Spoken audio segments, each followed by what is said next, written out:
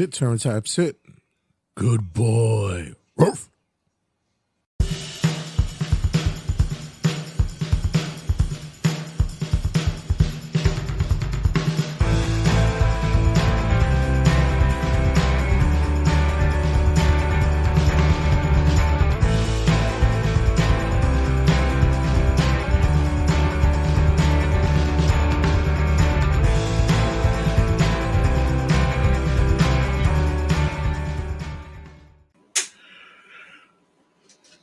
Well, let me tell you something, brother. There's nothing more exciting than here talking about what happened on Netflix's own documentary, looking about the life and times of the man known as the real American Hulk Hogan, brother. Yeah, I know for nostalgia reasons.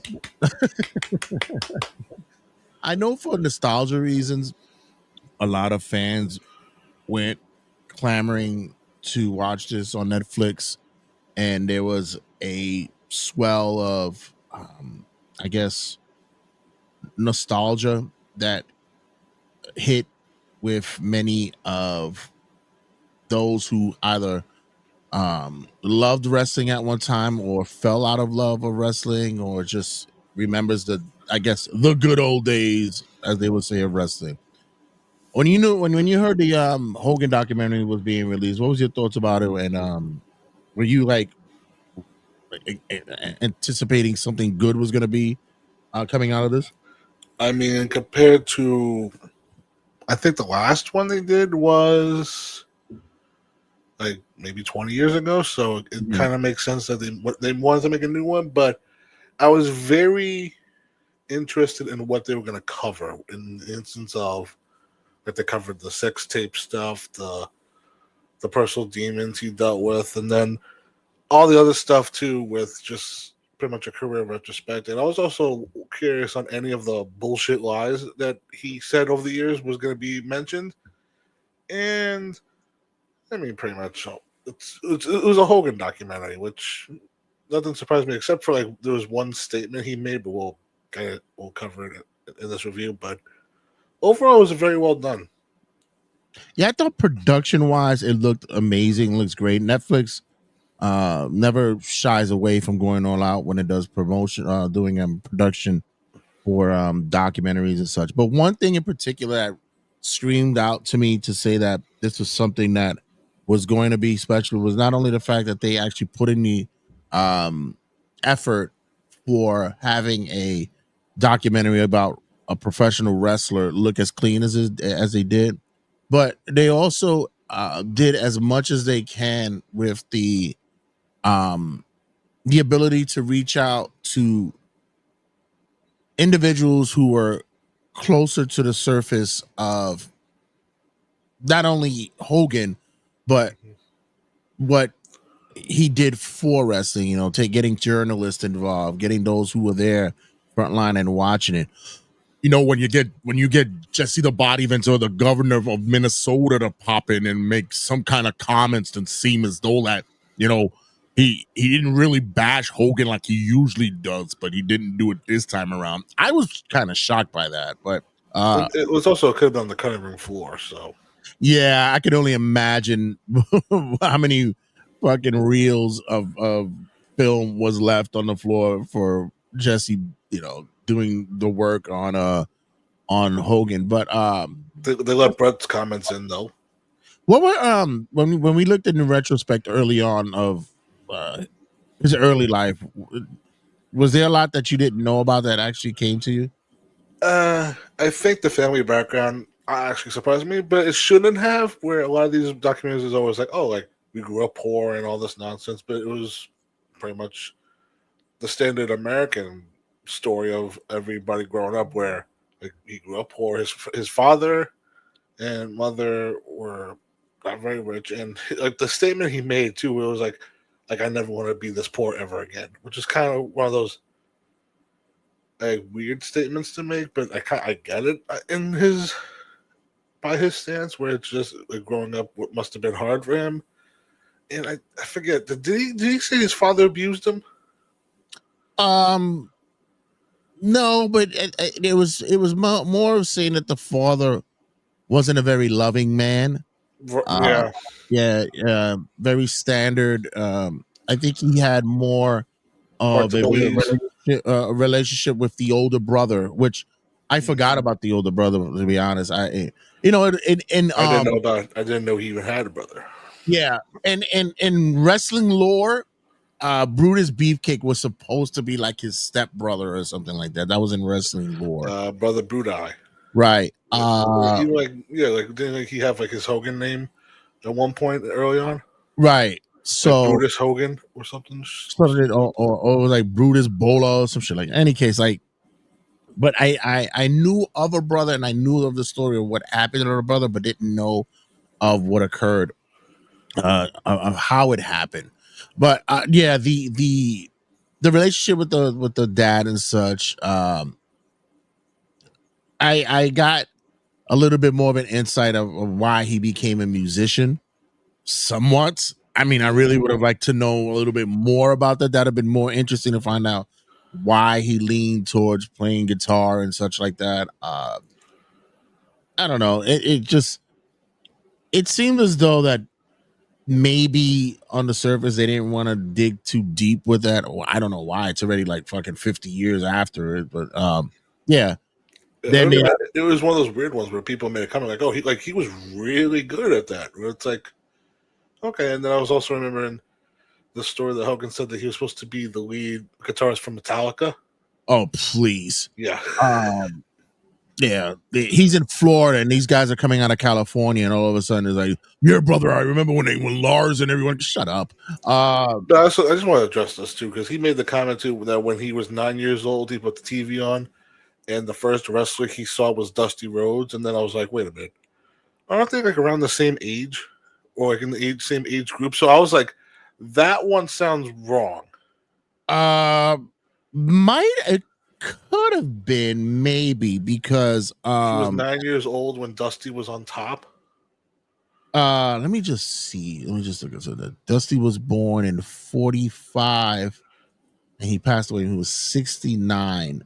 So he was born. It said 45, right? Yeah. He was born in 45 and Hogan had to have been born, I think maybe 50 something. Hulk Hogan. He was born in 53.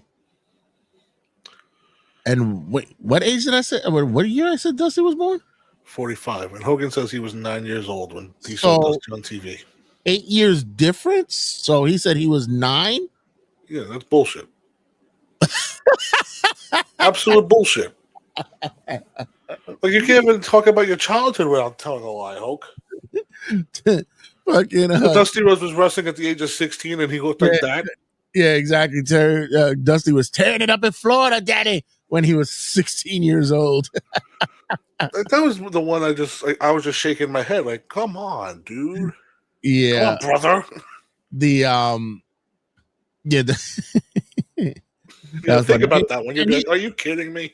And he's broken his leg in every country because that broken leg story not only happened in Florida in the United States, right? But it also happened in Japan. Like his leg was broken everywhere. Then he said something years ago where like he worked 400 days in a year because he worked in Japan. When they introduced me to the business, brother, they brought me in the hard way. I came in and I was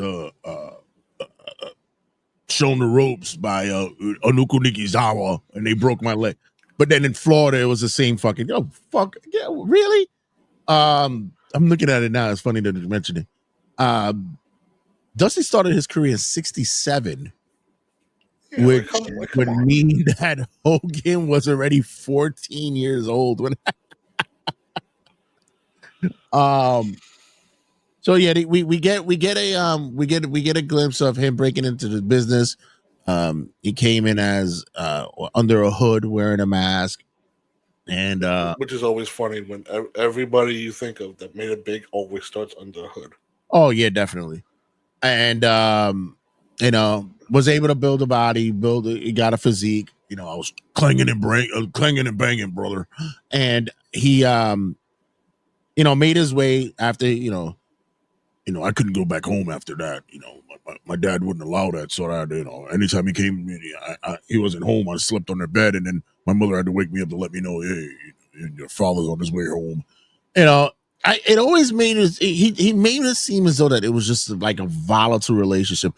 I was taking more along the line of it that he might have been like a little dickhead. Like he might have been an asshole to his parents. You think? You don't think the opposite way? Yeah, I think he might have been a little spoiled brat, like one of those kind of kids. Well, it's also when you think about it, if like they grew up poor, how the hell are you working out? Like, where are you getting the equipment, sir, to get those big ass muscles? Hey, he never alluded like, oh, like he worked a job. It was just I trained and then I wrestled. Yeah, and what'd you do in your normal life, sir? And then like they got into the whole stuff where they talked about him meeting Linda. I think that's later on too. But no, the best one for me is when he realized that wrestling was a work, brother. I remember watching the match, and it hit me. It's, oh my god, I can do this. Moron. Asshole. So we get the glimpse of that. The Linda story was interesting enough. I think it's later on I think it's like they cover in part 2, but I think part 1 was just pretty much him starting up. Yeah. And then just him physically looking at like old photos and videos of him, it's kind of insane. Like how big he was that young. I just wanted to mention about the Linda thing before anything was that,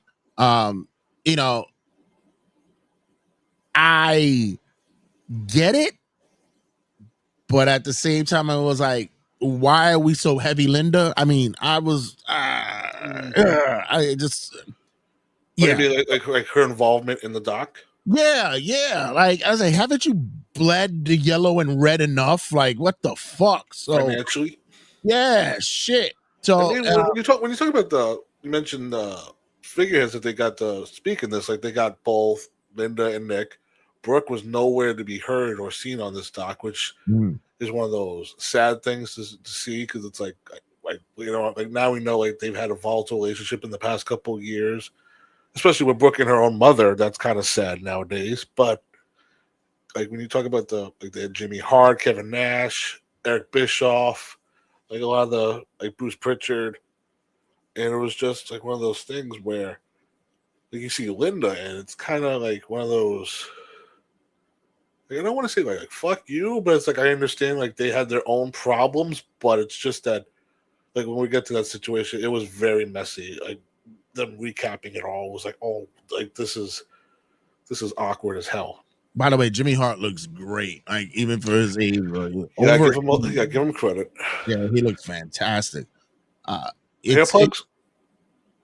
I don't know. I don't think so. I think he just was able to maintain. He probably has really good genetics. I believe.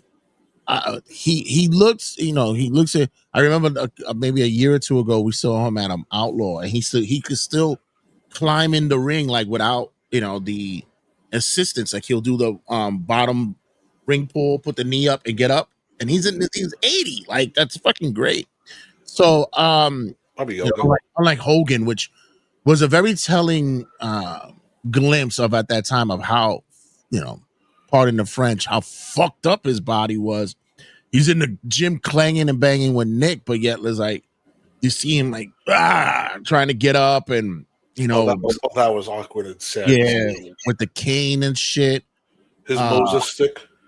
Yeah, it was this is one of those things that I said that maybe they were laying on a little thick, but no, we knew that his back was all fucked up, Yeah. He mentioned it later on the line when he said that the one thing he regrets is that he should have let go of the leg drop. He should have stopped that shit in Japan. Yeah. I mean, there was nothing wrong with a double axe handle, but it was just the big boot and then the leg drop stuff that over time, and especially back then with those rings that they're not bouncy nowadays, those were fucking hard ass rings, right? And that just keep taking that night after night after night. Yeah, it's ridiculous. So we get him, like we mentioned, he goes to Japan and such. and they talked about the interaction with the AWA, made a stop there. I was surprised that they didn't discuss the legal ramifications when it came to Marvel. Marvel, when they heard that there was a wrestler out there calling themselves the Incredible Hulk, they were immediately were going to send lawsuits and stuff, but they didn't really touch on that. And they said it like a couple of times, the name, the Incredible Hulk. Yeah, you could definitely, like watching the doc, there was definitely early on they were trying different stuff around the Hulk stuff. Yeah. But yeah, I guess also too, like for this documentary, they're not going to talk about like one of the bigger franchises, like suing him, or like all the legal battles. Because I can imagine, God, that must have been so annoying. Because it was like they called him the Incredible Hulk, the Indestructible Hulk. Like they were trying a lot of shit with this dude, and all the photos too. And like I'm not one to comment on chest hair, but that fucker's chest hair looked so weird. It was like the like a diamond on his chest. He looked with the like body hair. He had a happy trail. Like this is what we would say for women who has that line that goes from their belly button to their hoo-has. He had a happy trail. That's exactly what it looked like on his chest. He looked like he had from his nipples to the middle of his stomach. Yeah, there's a vaginal toupee called a merkin, and that's what it looked like he had on his fucking chest. It was weird. So we saw, look at the names that I don't want to look. Hulk, no, I'm not going to show. Okay, we're going through the names. I'm going through the names. It was the Super Destroyer when he was under the hood. Terry Boulder, Hulk Boulder. They didn't mention this one. Sterling Golden.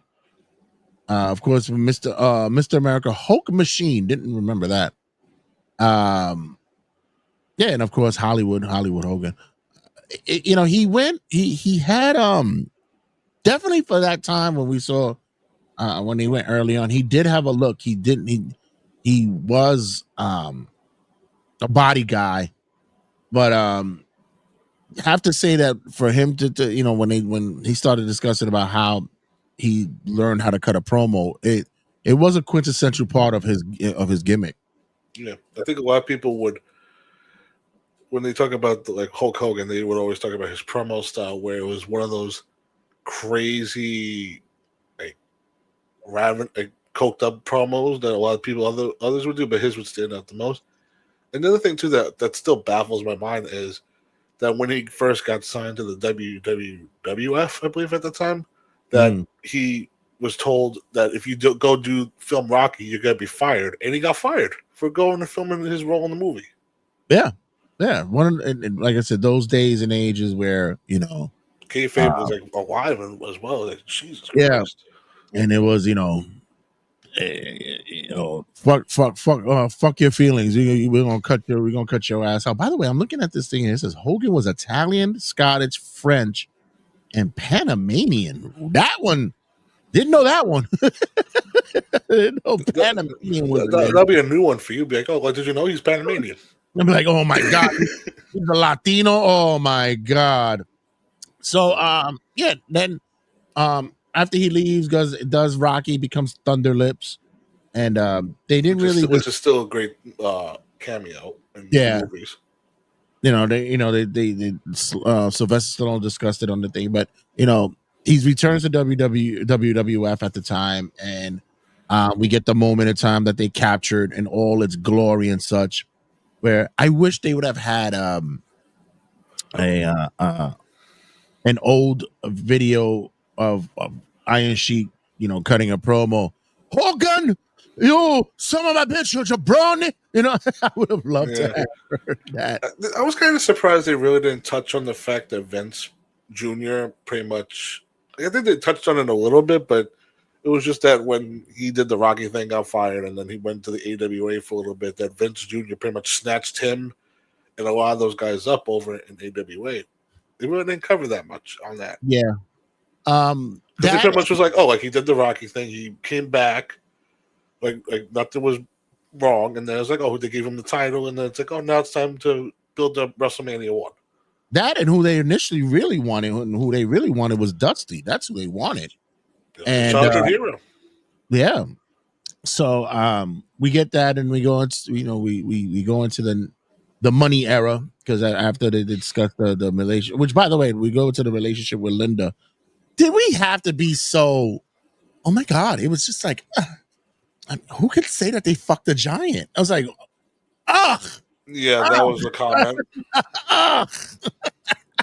But it was definitely interesting to see those home videos where, like, you could tell, like, Yeah. like Hulk really, like, truly loved Linda. That could be confirmed, but it was maybe one-sided towards the end.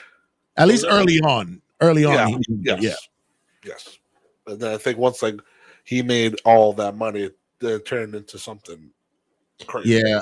He you could say that, their early relationship, because she was tacking on the miles with him. She was going everywhere where he was going. So they were partying. A lot of that booger sugar was happening during that time.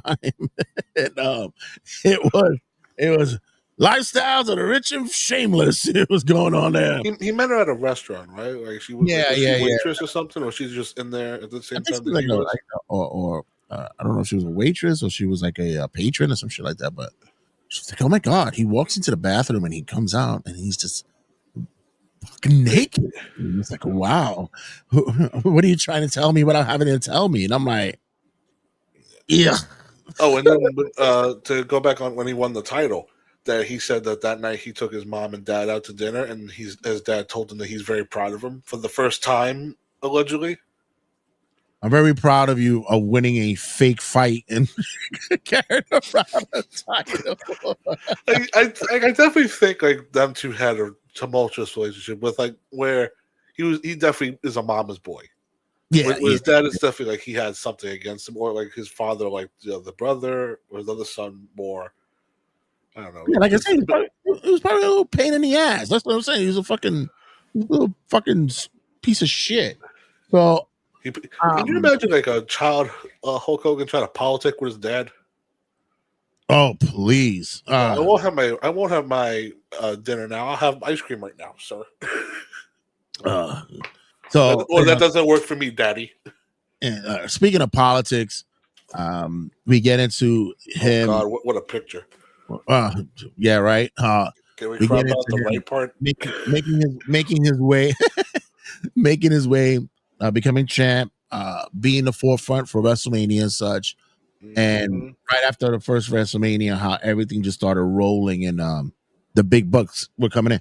I would have liked to them disclose, like, where they came up with the red and yellow, because that was immediately McDonald's and such. But I think that maybe they would have thought, like, it was a copyright thing. Also, they didn't really talk about the origins of the theme song that pretty much he didn't have first. He had Eye of the Tiger first, and then they gave him the song that the U.S. Express had, and Wyndham.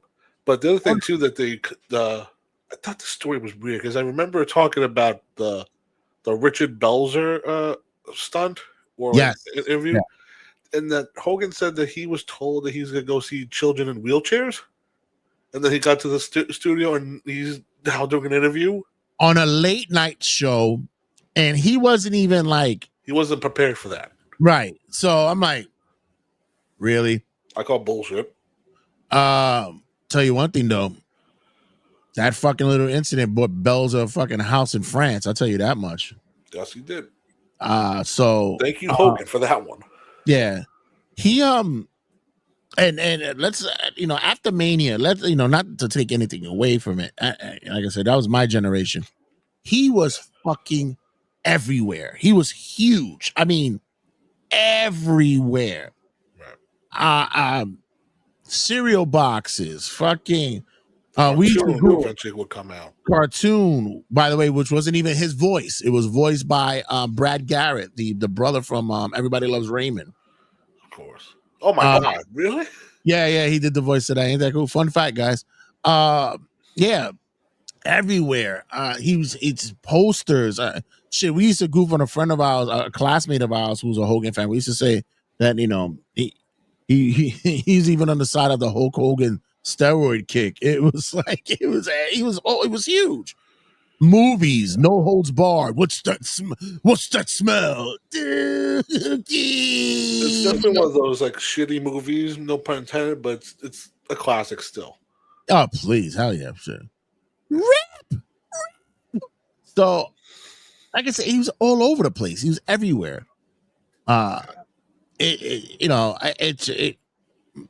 Listen, I was never a Hogan fan, but I'm like I said, one of those. I understood what he was doing for wrestling and what he did for the culture. I got that. Then down the line, of course, the WrestleManias were happening to discuss that, and then we get to the point where things run its course. Things are starting to run out of steam. I mean, they covered the Andre match, which I always find funny. That's where it's like Hogan had no idea if he was going to go over or not. Yeah, but thank God he didn't. Match. Oh God, please, thank God he didn't go into his soliloquy about we had to ensure that Andre was involved, and because you never know once you get into the ring. Shut the fuck up, Andre. If Andre wasn't a businessman, he wouldn't be in the business. They really didn't touch on the Macho Man feud at all. They didn't touch any of that. I would have loved to. I wanted him to question what the fuck happened to your eye at fucking WrestleMania 9. And I thought he said it was a boating accident. He did, and I'm like, yeah, but no, Macho Man punched him. Yeah, my whole shit was like, what the fuck? Was your face next to the rudder? Like, what the fuck? How the hell you got that shit by your eye?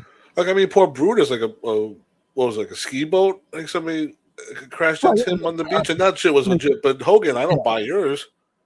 He was in Vegas on a boating accident. The fuck out of here. The day before Mania. There's nothing but desert in fucking Vegas. Shut up. But I did love them covering WrestleMania 6 when he apparently had a conversation with Vince about who the next face of the company was, and it cuts to Jake. It goes, "Oh, the ultimate shit." Because now it's time to shit on Warrior and how horrible he was as a champion. Which, by the way, there's no pulling punches when it came to that shit. Him, Bret Hart, Bret, especially against Hogan, he was. Yeah, when they cover that in the next one, they let it fly. But the Hogan stuff was, the Hogan and Warrior thing. It was a new younger guy. Yeah, everybody had said that he was the heir apparent and such, and Hogan, of course, got to be the tough guy, got to be the one that got to do it for the business, brother. Yeah, he did it, and begrudgingly, and then they talked about how it failed miserably, and then they had to talk about when to switch it from Slaughter to then put it back on Hogan, and that's one of those moments. Like Hogan was like, "Oh, I told you, like he's not ready. I'm still your guy." Right. And then they talked about in the 90s when like the steroid stuff came up, and that was one of those interesting. Like when they showed him on Arsenio, and Hogan makes the comment, goes like, "If it wasn't for me, like he wouldn't have a show." It's like, oh my Jesus Christ! I went on the Arsenio show, and I got the job. By the way, what? How the fuck did you do that? I listen. I've read both versions of the late shift about late night television. Nowhere in any of that conversation, Hogan's name came up with anything with Arsenio. Horse shit. That's where the documentary should have had Arsenio on and just play him that audio so he could react like I fucking horse shit. But it was like they showed him on all these shows, like Regis and Kelly. He was on every. I guess they showed all these things, and then they showed him on the Arsenio, and he made that comment. It was like, oh my god, like you gotta be kidding me. The shit was funny with Billy Crystal and SNL. So when you sit there and you're laughing, your breast goes boom, ba boom, ba boom. That was funny. That was a legit funny moment. Yeah, they lost it, but like I said, Hogan was everywhere, and then the commercials. Like Linda talks about how like he would film one, and then he has to go and film another one, like all in the same day. Yeah, like the right guard and all that shit. Yeah. The one that we watched on History and Headlocks, which was fucking hilarious. Then like I said, with no holds barred and everything. But then, like I said, everything dies down, and then of course he gets into the moment in time where um he goes into WrestleMania 9. Business is being done. He comes back, and of course, he just can't come back for the company. He's got to get the belt, right? Got to get the belt. I already forgot the guy's name, but the writer they brought in at this point talked about how it was ridiculous that the old guard was like in storyline was helping his friend Bret Hart that he just made friends with, that we knew all along that they were friends, just run in, win the title, and like just Bret's commentary on this whole thing. It's like, yeah, Hulk, yeah, fuck, thank you for helping me. Like, please avenge me. Oh, horse shit. And then to sit there and say he wasn't the guy, he just wasn't ready. He just. I was more. Shout out to Bret, because you're talking about somebody did business. He actually, sold it like, okay, go get it, go get it. That's a business guy. But even that, just fell flat. He got the belt, and the times were changing, and wrestling was wrestling fans alike were moving away from what was Hogan, and then we saw, he leaves, WWF, and they showed him doing the Yoko match, which was his last match, right? Until they bought the company. Well, they bought WCW out, and he returned in 2002. But yeah, it was just one of those things. Like when they showed old footage of him watching like a Bret win the title. He's just saying, "Oh, like he's not ready, brother," or like he said something on his couch. It's like that. This one person shouldn't have the power. Shouldn't have to say anything. It's not his company. By the way, those sit down segments were it almost felt as though it was like he was in his own world of lies. Yes. He was in a house full of lies. Yeah, he was in a house full of lies. That's when it was flowing. By the way, I'm sorry, but I just want to mention this because I'm wondering how you felt about this, but they kept showing the home footage, like when eventually they start having kids. They had Brooke and they had Nick. Yeah. Why did every shot of him playing with his kids is him in a fucking thong? And his fucking thong. That was weird as fuck. Listen. I was like, I know the photos years ago were awkward as hell of him rubbing those suntan lotion on it, but you just made it worse showing me these home videos of what this grown man muscled out in this tiny little bikini or his whole thong. His whole asshole is out. Like he's on the floor rolling around with his daughter and son. It's like, what the hell am I watching? And it was everywhere. It was in the lawn. It was in the house. It was in the basement while he was fucking putting together the bat cave. I'm like, yo, put on some fucking pants. It was in the pool. Like,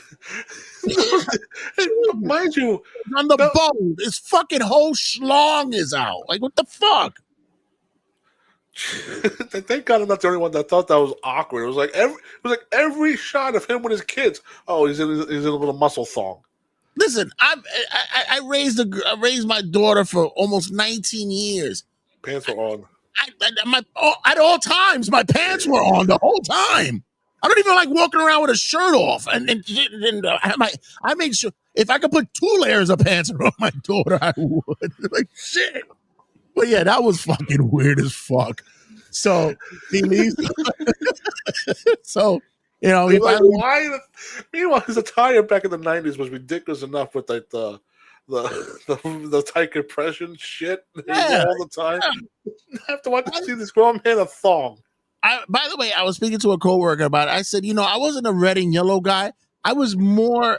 I enjoyed Hogan more when he didn't wear the red and yellow, or like when he wore different colors, like white or like that aqua. Because I always thought it was like a special thing that was about to happen if he wore those colors. But I just the red and yellow. He had everything. That his car was red and yellow. His motorcycle. It didn't help because he's like a fucking burnt hot dog. So it looked like ketchup and mustard was on him all the damn time. Exactly. So yeah, he leaves WWF and he still was doing stuff. He was still in movies, Mr. Nanny, Suburban Commando. He's doing a TV show, which he Paradise. admitted was shit. What the fuck? You thought he was gonna do Shakespeare? Like what? No, like he admitted, like he knew those movies were crap. But he was like, you know, it was a fucking opportunity. And then I love it when he said, like, oh, like I got bored and then I wanted to wrestle again. I'm like, do you, brother? That do you, was the do other, you, brother? You know, it's time for me to hit the road. That's when I knew that it was like Mr. Family Man was like, fuck this, brother. I gotta get out of this house. I can't be here running around with this. Fuck this. Another one of those home videos. They show Brooke crying, chasing after him. Like, really? Right. So you know, we discussed the return of WCW, how that panned out, and yeah, that didn't change anything. The fans were still fucking shitting on them even there. Quick question. Did you know that the parade thing was fake? Yeah. I didn't know. I thought those were real people. They said like, oh, those people were actors. I'm like, no. Kidding me. Yeah, that was on stage. They were in Orlando studios. That was all like a sound stage. It was all I didn't know that. Yeah. That was one of those interesting things. And then that they showed that Mark asked that stupid question, and Hogan just gave his Hogan answer. It was like, but then they talked about how he looked old, he looked slow in the match with Flair, and I'm like, yeah. You guys just realize this now? He was only like 39 at the time too. He was like, yeah, best shape of his life at that point. Not for nothing. Of course, the turn that happens and a bash at the beach, and you know they didn't go into real in depth when they fucking didn't talk about, hey, guess what? He didn't want to fucking turn until somebody fucking told him this is the angle we're gonna go. If you don't do it, Sting is gonna do it, and there's money here. Kevin Nash was the realest one out of this shit too. When he was like, I never wanted to be a wrestler. I just saw Hulk do it, and I was like, "Fuck, I can do that shit." and then he found out how much the guys make. He goes, "Oh, yeah, I can do that." The fuck. So you gotta respect that about Kevin. Like a lot of these people that come into wrestling, or the fake ones say, like, "Oh, I watched this since I was a kid," and then they fuck up what age they watch, like Hogan did in this fucking documentary. But at least like Kevin's like a real one, like, where he's like he wanted to be a basketball star. His knees were fucked, and you know he's just looked at wrestling and said, "Oh, I can make money doing that." So it was a big jump start to his career. A resurgence of his career. We saw a big resurgence, and he you know, regardless of what people may say about Hogan and such during that time, it was a monumental moment for that to happen. You know, he turns heel, dons the black and white, NWO occurs. Mm-hmm. They should have spoken about how many times he cuts those promos, and Nash and Scott is like, this isn't working. Like this is not working. And they had to chop up all Hogan's promos up to make it seem like it was like a legit shit. That's where that whole Eric Bischoff cutaway fucking promos were. Yeah, I mean, it's crazy to think that one man was able to cause two boom periods in wrestling. The first one with the Hulkamania, and then again when he turned. It's something you don't see nowadays. Like they try with a lot of things, like the Cena heel turn last year, but nobody had that power like Hogan. Like the idea that he would have turned heel made some fans happy, but a lot of his diehards were like, oh, how dare he, like, and they showed the promo where he's like first of all, I will talk when these people shut up, and everybody and that person in the crowd jumps over the barricade, and Kevin Nash just beats the shit out of him. I like the old lady that was in his face. They showed that one. But a lot of those NWO promos, like not like the ones that he would cut in the ring with Eric Bischoff, where he referred to himself as like the Woodmaster, or was like he called everybody bra. Like that was one of his best works, but it's definitely one of those things. And then when they talked about him wanting to be president, I was like, oh, and then the other stuff. I forgot about that. Yeah, I did forget about that moment in time. But also too, when they had Donald Trump, who was coming in from his Russia meetings to be in this documentary. And they told him to do like the finger thing, and he goes, "Oh, I don't know what that is." He never knew what the fuck it was. You think this asshole watches wrestling week to week? I was sitting there, I was going, Jesus Christ, I can't have a fucking moment in my day without having to see this fucker on my fucking screen every fucking day. Shit. I had a fast forward. I was like, I'm like, I see you every day enough. Like, I go get away. it, how impact, they were chummy and because of WrestleMania 4 and WrestleMania 5, I get it and such. I was just like, really? But the other aspect of it was the how Hogan said, early on, I used to play I played a heel really good, bro. I would go into a territory and be a bad guy. I always tore it up. Yeah, you did a fantastic job as Hollywood, but you didn't want to do it. Finally saw where the dollars was at. And then it ran its fucking course. How many people that they said were in the NWO at the end? Was it? I think it's in the 30s. No, I think it was 89 or something like that. Oh yeah. Didn't guy Chris Van Vliet bring that up to like Billy? Yeah, Because like they're talking like how many members of DX compared to the NWO. 89 or something like that. Jesus. Like they had So when we had the cameraman join the fucking NWO. yeah. So and of course they passed the buck and just said, hey, the reason why they went to shit was because of Vince Russo. No, creative just got fucking outlandish and it just went to shit. Yeah, they were very quick to throw him under the bus.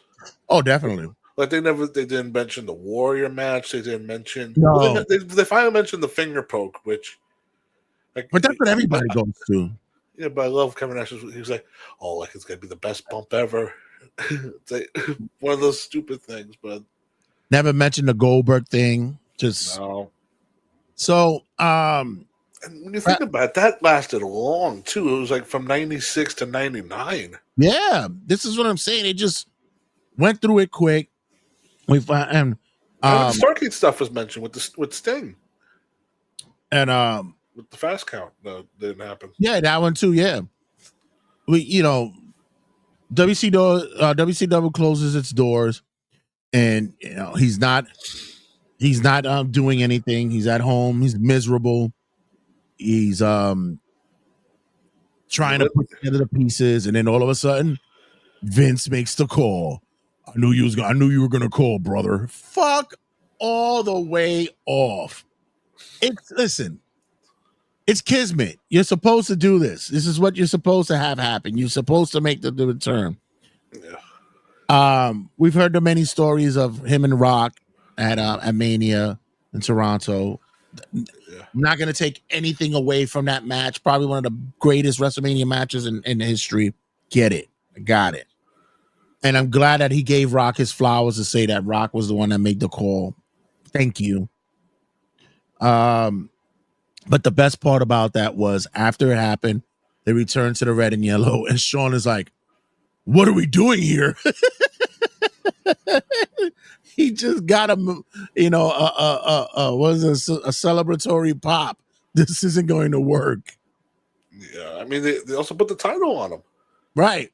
They gave him one more run in him, but when he said that, when he looks back at his career, he said that he should have retired at 18. Yeah. He should have, because that was the ultimate high. You can't have that reaction and just say, "Oh, like let's keep going." But it's like you could have went out on such the best positive note. Like, you come back as the heel, but everybody in Canada treats you like a hero. You lose on your back, but you put over the new guy or one of the best big stars, and you should have just ended there. But no, he kept going, and they alluded to it was like. But by the time it was until 2005, 2006, it was like he's still going. And Sean, and they should have let Sean rip and say, "Hey, listen, I did what I did in our match because he wasn't playing ball; he was playing politics." We had, the return of Hogan, but we had the return of Hogan doing the same bullshit he did, for years. Right. It wasn't Hollywood Hogan; it was just Hulk Hogan, red and yellow, and They did go over the Shawn Michaels match at SummerSlam, which like the people like just showed how old Hogan was, and they just like how Shawn like had to work around him, and then they show like matches with he's having matches with Kurt Angle and Randy Orton, which would funny enough is his last WWE match officially, the Randy Orton one, but it was just that they just knew like everybody's outside perspective was like he's old and he needs to stop. And then around this time is when he is doing the reality show, and he famously said, like, "Oh, like we're gonna be like the Osbournes of wrestling," Yeah, which then exposed the whole family stuff, which was very hard to watch. yeah, Looking back on it, I watched like a season, maybe two of that, maybe of it. I know I know I did watch the first season of it because I was just intrigued on how. And I tell you one thing, honestly, that was a miserable motherfucker, bro. I'm telling you, that really. Well, that you know, show did not highlight any joy in his life. And then after that, because they used it as a launching pad for Brooks' potential singing career. hmm Um, they did have voice clips of her that she made in 2021, but yeah, it was just like one of those things where it's like they talk, like Nick like was talking about how like they like producers be like maybe you should go throw water balloons at your sister, so they would give him Right. fucking like they said like they made us at like a different age than what we were at the time, like where like he'd rather just go to his outside work on his cars or whatever, and then it's like okay, then Hogan has to be a dad, so let's see what he does with Nick now. It's like Have you realized their fucking life was boring? Like they were boring. At least with the Osbournes, the fucking Ozzy was hilarious. The kids were hilarious. The fucking Hogans were boring. yeah, and then Uh, like they try like it definitely felt like they wanted Nick Hogan to be like a Bam Margera because like he had his yeah, show at that time too, and then like when they were showing Linda and their that was one of those weird things that they would do on the show where they showed how like their lifestyle was and pretty much how much Hogan would bring a check home to his wife, and she would pretty much just like, okay, let's do this and that and this and that, and that's pretty much where all his money went with his wife and all their stuff. yeah. You find out later on that she found him cheating. Let's just say miserable, just a fucking miserable man. Yeah, Uh, she finds out that he's cheating, and you know I get it. She was scorned, and she admits to it in the doc. She was scorned. She might have leaned into a little bit too hard. That was fucked up. That he was living. What? First of all, why the fuck would you fucking get an apartment across the way from where you used to live at, so you could torment yourself to see like, wow, that's what that was. That big ass house used to be my house. but think about this in the kid's case, where the boy that Linda was dating was one of their fucking friends from school. Yeah, yeah. Because She was. she asked him like, "How old are you?" He says 25, and then he was like, "Oh, like I'm 19." Like, are you Like, but serious? they never ran into each other. The kids and the boyfriend never ran into each other. But apparently she said they did, but it was just that he claimed he was older. Yeah, but once again, the kids didn't say, "Mom, that kid is fucking is not 25." Then I remember there was an episode of the Hogan Knows Best where they were separated. They went through that, and I think this is uh, when they made Brooke her own show. They just said Brooke yeah, knows best.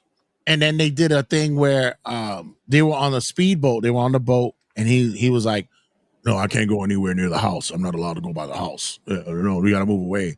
And I'm like, "That's fucked up. Like that's just." She probably had a restraining order on him. 70% of all his earnings. She took Everything. 70%. Bitch, I ain't see you fucking slam Andre. I ain't see you motherfucking lay on your back for Warrior. Fuck out of here. The only thing she did was raise those kids, and that's it. But Ah, it was just like she went for the jugular, and he and it's a took job, but Jesus. and he So folded. That was his problem too. He wasn't going to argue all that stuff. He would claim like, oh, like he was claiming she was misusing the money that was supposed right. to be meant for one thing, and then they showed like the arguments that he would have in court, like with the attorneys. It's like Jesus, like Well, yeah, especially with the arguments with the money wise, and then he fucking got his come up when Gawker released the tape, and he had to. I love it when the journalist was like, "There's a terminology called becoming a mark for yourself." Yep. And that was quintessential Hogan. He was a mark for himself. Wasn't one of the famous quotes that like, oh, like Terry Bollea doesn't have a 6-inch penis, Hulk Hogan does. Right. And you know, you get the real insight of who this person was. You know, the racism. And by the way, I never really believed that he was racist. I just always thought that he was down, like he could speak that way. He thought that he could talk jive or talk hood He was slang. one of the brothers. Like, yeah, that he was invited to the barbecue. But then when you heard like the shit that he was saying, it was like, whoa, bro. Like, It was very disgusting to hear back. yeah. And then, you get the stories from other people and they were like, oh, okay, yeah. They finally showed true colors and shit. It was like, I'm shocked now because I'm like, shit, from a Panamanian? I can like, really? Yeah, they also touched upon his time in TNA too, where like they brought him in and then like it was Jeremy Boris that was one of the figures for that one. And they said that once they knew immediately that he couldn't go, it was like, well, now what? Like now we have Hulk Hogan in TNA and he's not gonna wrestle ever. But yeah, and then fucking Eric threw him a lifeline, and it was just basically like, yeah, I didn't know about that. I didn't realize that he pretty much saved his life. Hogan was at the point of, like he said, like he was in his bathtub with a gun in his mouth. He told that story every fucking where, and anytime anybody tells a story like that, I take shit like that seriously when it comes to that. Yeah. But when it comes to Hulk, I'm like, there's a certain narcissist and egomaniac mentality that goes with individuals, and they just like to share that story because they want people to fucking feel sorry for them. And this is the kind of person, yeah. I had a big gun in my mouth and I was ready to pull that trigger, brother. Yeah, they talk about the Rocker thing, and then they talk about when he was in WWE and the Triple H had to make the phone call that like, Terry, we're not going to bring you back. Like, we need to separate. Like it was interesting hearing Triple H's comments because like even when they did when he made his return in 2002, he was pretty much like Vince, like, don't go back to this guy. Stop going back to You have to move forward. And it's just one of those things where Vince just believed that this guy was the one that could do it all. Oh, but some people couldn't fucking follow their own fucking advice because they bring him back and this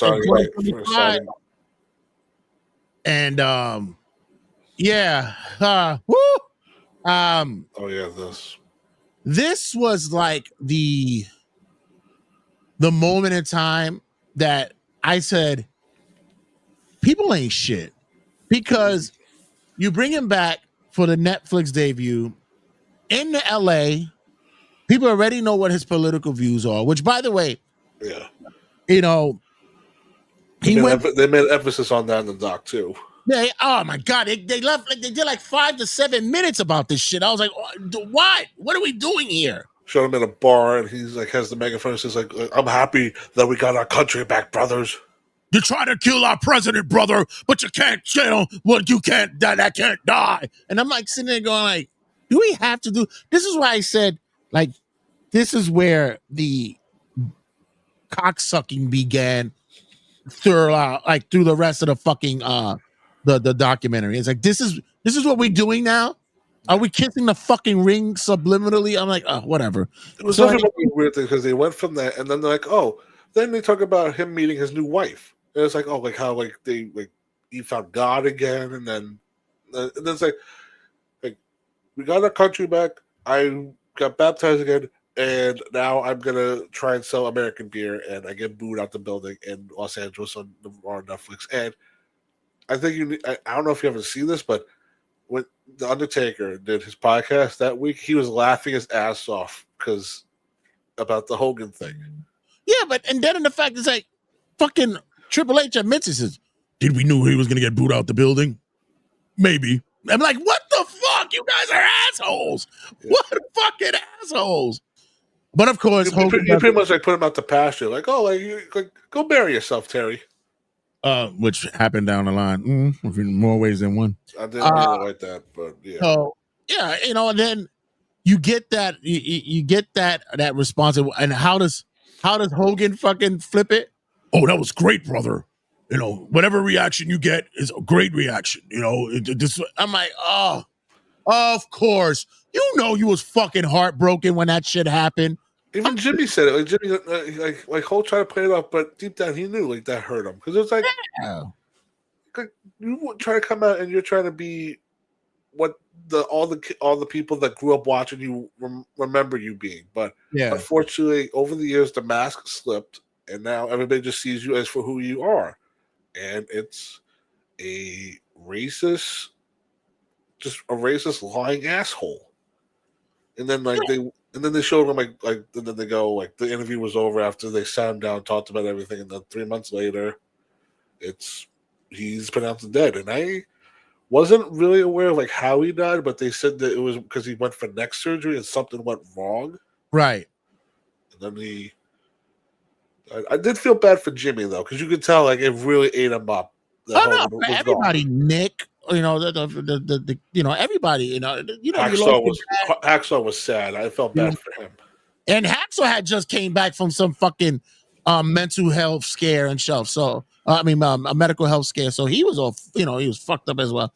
You know, you say what you want about the man personally, if you knew him or you knew the story of him. Yeah, he was a fucking shithead. You also got to look at what impact he did for wrestling in the business. You know, him and Vince went hand in hand and brought wrestling to the mainstream. It was cool to be a wrestling fan. It wasn't someone that was in, you know, the sticks of the South or the Midwest that, you know, took $5 and went into a bingo hall or a civic center and watched, you know, grown men and women, you know, fake fight. No, they made it mainstream, and you know that you have to say is something to be commended for. But the thing for me that fucking killed me is Linda at the end. I really realized that we didn't really love each other, and that, you know, there was a fuck all the way off. Towards the end, I felt bad for Jimmy Hart, Jim Duggan, and especially Nick Hogan, because like to do it the whole doc, they were showing how Hulk and Nick are together, like they're working out together, and just they showed Nick working out in the gym alone, and like I don't know, that one was really tough to see, but it was just I was shocked. I was shocked to see the meeting that Triple H had with the talent, where they said if you are objective to standing on stage, that's up to you. You're not going to be in trouble. Whoever wants to be on stage, let them be on stage. If you choose not to, nothing against you. Yeah, and that's commendable. That's honorable. Yeah. So closing out the Netflix documentary, I do have to say that, like we mentioned earlier, the production was fantastic. I thought it was great. They asked me, you know, my brother asked me, he goes, "What do you think of the doc?" I said, "Beautifully shot, but you could smell the bullshit just coming through the screen. You could just smell it." Yes. What was your take? What was your takeaway from it? Excellent done, but you could tell this was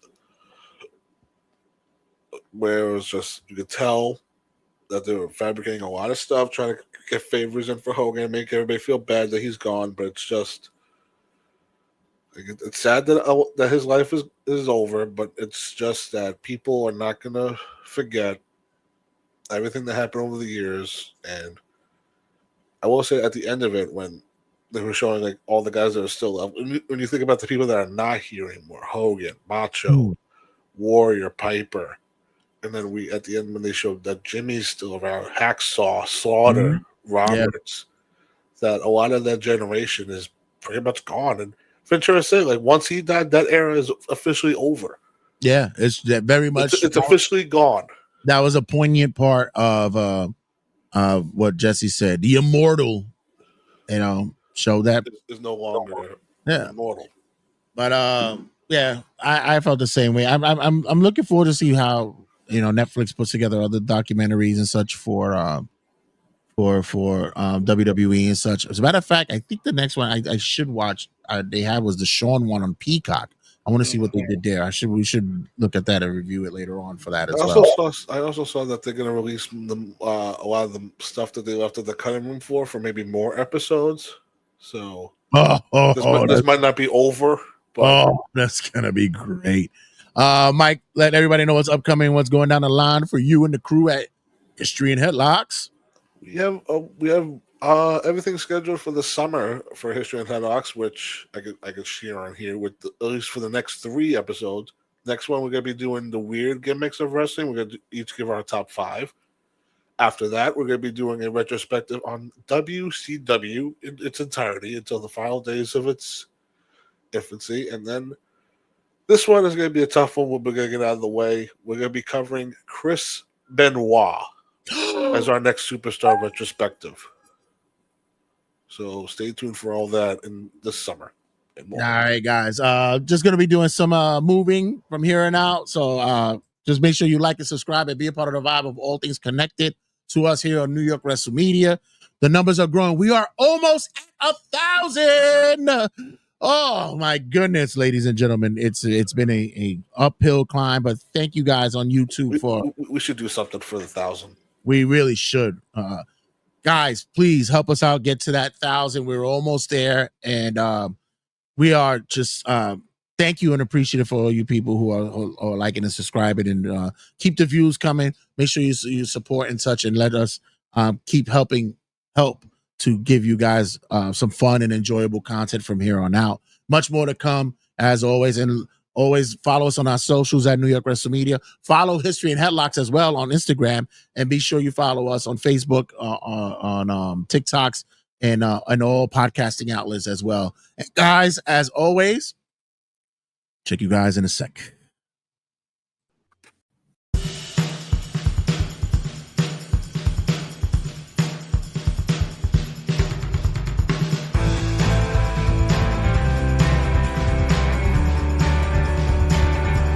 Sit, turn type, sit. Good boy. Ruff.